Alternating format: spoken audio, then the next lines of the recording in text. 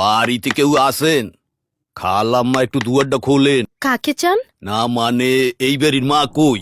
এই বাড়িতে আমিই মা। কই কি? বাবা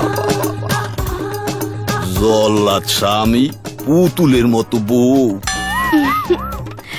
স্যার এই টাহাটা আমের দেত কইছে। সে কি, ভেতরে এসো।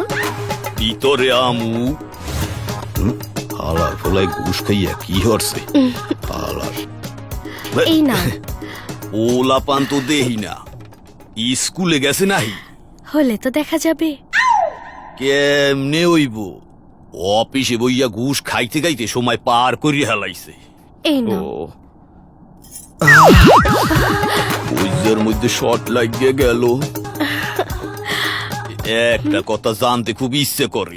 বলো না, কি বলতে চাও? তোমাগো দুইজনের মধ্যে গিট্টুটা লাগলো কেমনে? বাবা জমির রেজিস্ট্রি করতে ওনার কাছে গিয়েছিল, উনি ঘুষ চেয়েছিল। ঘুষ দিতে না পাইরিয়া তোমারে দিয়ে হেলাইছে। আবার কবে আসবে? তোমার স্বামী রে আরো 5,000 টাকা দেওয়া বাকি আছে, ওইটা জোগাড় হইলে তারপর আবার আমু আনে। তাহলে এটা নাও, হ্যাঁ? তাড়াতাড়ি আসবে। তোমার অন্তরটা তো অনেক বড়। আমার অন্তর আছে, তোমার বয়স আছে। এটা কি হুনাইলো?